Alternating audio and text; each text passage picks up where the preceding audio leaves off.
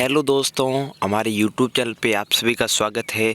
आज हम कक्षा 10 मध्य प्रदेश बोर्ड का एक मॉडल पेपर देखेंगे, प्रश्न पत्र देखेंगे। तो चलिए शुरू करते हैं। हम ये नहीं कहते कि आपके एग्ज़ाम में यही का यही आएगा, ठीक है। इसकी संभावना बहुत है क्योंकि ये आपके एमपी बोर्ड खुद ने जारी किया है और ऊपर से बहुत महत्वपूर्ण प्रश्न लगे मुझे, इसलिए मैंने इसका वीडियो आपके लिए लाए हैं। और इसको आप देख लीजिए एक बार, आपकी तैयारी कैसी है वो भी आपको पता चल जाएगा। तो चलिए शुरू करते हैं। पहला प्रश्न है कि लौह चूर्ण या तनु हाइड्रोक्लोरिक अम्ल को डालने से ऑप्शन है हाइड्रोजन गैस व आयरन क्लोराइड बनता है, क्लोरीन गैस व आयरन बनता है। देखो लौह चूर्ण क्या होता है, Fe ले लो, हाइड्रोक्लोरिक अम्ल HCl। अब एक बात बताओ कि इन दोनों में से अधिक अभिक्रियाशील कौन सा तत्व है? सीधी सी बात है, आयरन है। आयरन क्लोराइड, हाइड्रोजन गैस व आयरन क्लोराइड, और एस गैस को मुक्त कर देगा। ये अपना ये सही है, ठीक है। और पतले तारों में धातुओं का खींचने की क्षमता को क्या कहते हैं? पतले तार में तन्यता कहते हैं। तन्यता, खींच कर लंबी करना धातुओं को। दो तंत्रिका कोशिकाओं के बीच में खालिस्तान को क्या कहते हैं? सिनेप्स। क्या कहते हैं? सिनेप्स कहते हैं, ठीक है। अलैंगिक जनन मुकुलन द्वारा होता है। ये उदाहरण है आपके लिए, कोई भी आप बता दीजिए। जैसे मुकुलन का अर्थ क्या होता है कि ये प्रश्न बहुत ही सिंपल है, आप खुद कर लीजिए।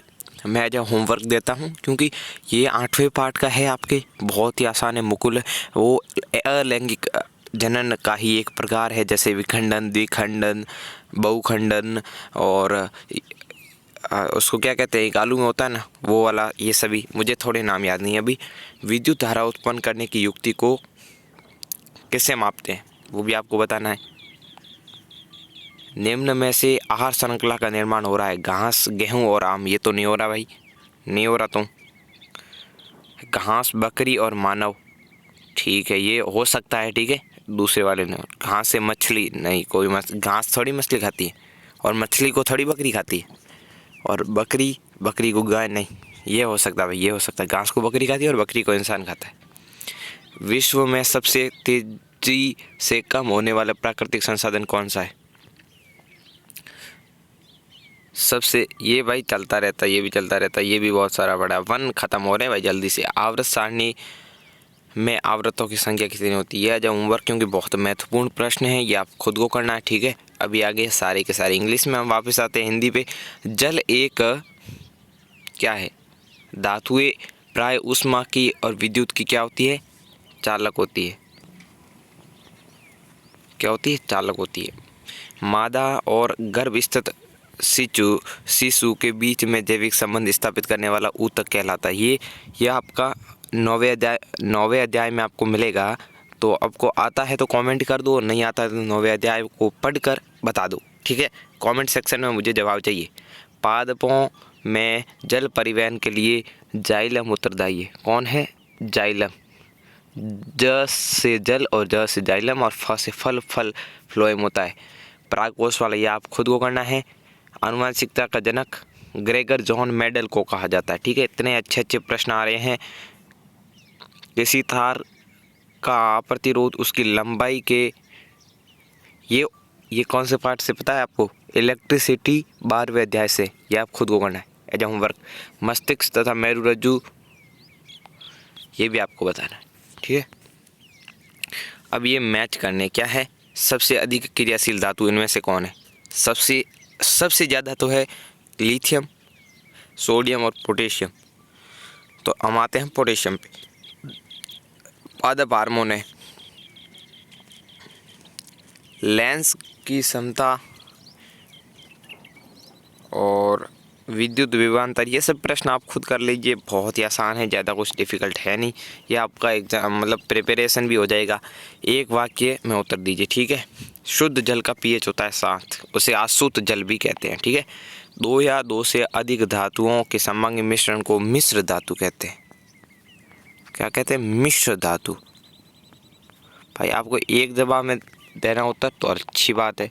जो हरे पौधे की पत्तियों में पाए जाने वाला वर्णक का नाम लिखिए। देखो ये प्रश्न आपके लिए मैं दे रहा हूँ, क्योंकि जो अपने इंसान के खून को लाल करता है उसको क्या कहते हैं? हीमोग्लोबिन। और ये कौन है ये आपको बताना है। नर युग्मक एवं मादा युग्मक के संलयन को क्या कहते हैं? ये आपके 8वें अध्याय में मिल जाएगा। लिंग निर्धारण करने का गुणसूत्र क्या? ये 9वें अध्याय में मिल जाएगा। लेंस की क्षमता का सूत्र लिखिए। ये 1/डायोप्टर होता है। सॉरी, डायोप्टर बराबर 1/, होता है लेंस की क्षमता। निकट दृष्टि दोष को दूर करने के लिए कौन सा? ये भी आप बता दो, क्योंकि आपका 10वें अध्याय में मिल जाएगा। नहीं आता है तो विद्युत प्रतिरोध का ऐसा ही मात्रक बताइए। ये भी आपके लिए। ठीक है, देखो सवाल क्या है कि श्वसन की क्रिया को ऊष्माक्षेपी अभिक्रिया क्यों कहते हैं? पहले आप ऊष्माक्षेपी किसे कहते हैं?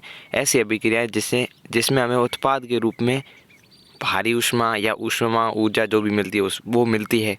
ठीक, ऊष्मा या ऊर्जा एक चीज़ है, ताकत मिलती है, पावर। तो पहले आप उसकी रासायनिक अभिक्रिया लिखो। ठीक है, C6H12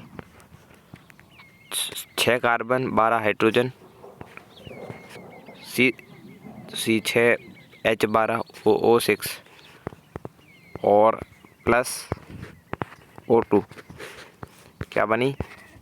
H2O और CO2। ठीक है, और साथ में क्या दे रही है? भारी मात्रा में ऊष्मा भी दे रही है। ठीक है, तो इसमें हमें उत्पाद के रूप में ऊष्मा मिल रही है, इसलिए ये ऊष्मा क्षेपी अभिक्रिया। ठीक है, तेल एवं वसा युक्त पदार्थों में नाइट्रोजन गैस से प्रभावित क्यों नहीं होता? क्योंकि नाइट्रोजन गैस है ना, वो कम सक्रिय गैस है। ठीक है, और ऑक्सीजन को डालते हैं तो वो ज़्यादा सक्रिय गैस है। ठीक है, ये अम्लगम क्या है पता नहीं। What is amalgam? मैंने नहीं सुना, आज तक आपकी किताब में मिल जाएगा चैप्टर 2 से। संक्षारण क्या है? संक्षारण का अर्थ होता है खराब होना। ठीक है, मैनलीफ आवर्तसानी का नियम बताइए। ये चैप्टर 5 में आपको मिल जाएगा। न्यूलैंड का अष्टक का सिद्धांत, ये भी आप खुद को करना है। धमनी और शिराओं में 2 अंतर बताइए। एक तो ऑक्सीजन युक्त रक्त को ले जाती है और एक CO2 को ले आती है, और शिराएं बाहर शरीर से दिखती है, धमनी अंदर होती है। ये सभी अंतर है आपके ऑक्सी और अनॉक्सी श्वसन बनता है। इसको क्या कहते हैं? वायवीय और अवायवीय। ऑक्सी श्वसन होता है ऑक्सीजन की उपस्थिति में कोशिका के अंदर, और इसमें ज़्यादा ऊर्जा भी नहीं मिलती है। इसका उल्टा है अनॉक्सी। कायिक प्रवर्धन क्या है? भाई कायिक प्रवर्धन आलू में होता, वही कायिक प्रवर्धन है। स्वपरागण क्या है? खुद परागण कर लेते हैं। मानव में बच्चे, ये आपका 9वां अध्याय, ऐसे आप खुद को लाना है। ओके, मेडल के प्रभावित वाले नियम ये सब आपको लाने हैं। परावर्तन के नियम I बराबर R, वो नियम भी आप खुद लिख सकते हो। अपवर्तन के नियम, ओम का नियम, ओम का कौन सा? प्रतिरोध वाला नियम। विद्युत परिवर्तन का क्या अर्थ है? ठीक है, बड़े अच्छे प्रश्न आ रहे हैं। विद्युत विभव का क्या अर्थ है? प्रतिरोध किसे कहते हैं? और पारितंत्र के जैव घटक, ओजोन का क्षय होने का कारण क्लोरोफ्लोरोकार्बन। ओके, निम्न संतुलित कीजिए। ये बड़े अच्छे सवाल आ रहे हैं। ये क्या है? SNO3 नाइट्रिक अम्ल है, कैल्शियम हाइड्रोक्साइड से मिला है जल, ये क्षार के रूप में क्षार की तरह व्यवहार कर रहा है। आप अपने को इससे क्या मतलब? अपन को तो संतुलित करना है, बैलेंस करना है, तो कर लीजिए, इसमें कोई बड़ी बात है नहीं। रासायनिक अभिक्रिया कैसे कहते हैं? संयोजन व प्रतिस्थापन अभिक्रिया में। उदाहरण से समझाइए। सूर्योदय और सूर्यास्त में रक्त ताप क्यों होता है? टिंडल इफेक्ट को बताइए। चुंबकीय क्षेत्र रेखाओं को लिखिए। फ्लेमिंग के दाएं हाथ के नियम को लिखिए। ऊर्जा का उत्तम स्रोत कौन है? ऊर्जा का वह स्रोत उत्तम है जो सर्वाधिक ऊर्जा देता है, कम खर्चे में भी मिल जाता है। जीवाश्म ईंधन क्या है? इससे हानियाँ भी लिखिए। विरंजक चूर्ण एवं धावन सोडा के दो उपयोग। विरंजक चूर्ण को क्या कहते हैं? कैल्शियम ऑक्सीक्लोराइड, ठीक है, CaOCl, ये होते हैं। कप सफाई के लिए उपयोग होता है। और धावन सोडा पता ही आपको, धोने का सोडा। प्लास्टर ऑफ पेरिस कैसे प्राप्त करें? जिप्सम होता है ना, हाँ ये प्रश्न में आ गया जिप्सम। CuSO4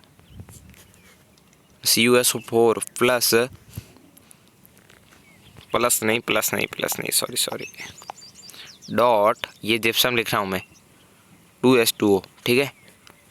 इसको करो 100 डिग्री पे गर्म, ठीक है, तो हमें मिल जाएगा CuSO4 1/2 H2O और प्लस 1/2 H2O, ठीक है। ये इस प्रकार प्राप्त होता है। अब देखो, निम्नलिखित कार्बनिक यौगिक की संरचना लिखिए आप, ये आपको खुद कर लीजिए, चौथे अध्याय से है, ठीक है। मनुष्य का नामांकन पाचन तंत्र बनाइए।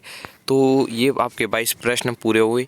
वीडियो अच्छा लगा हो तो लाइक जरूर करें। ऐसे प्रश्न उत्तर पाने के लिए हमारे चैनल को सब्सक्राइब करें। नेक्स्ट किस पे जाना है वो भी आप कमेंट करके ज़रूर बताएं। Thanks for watching.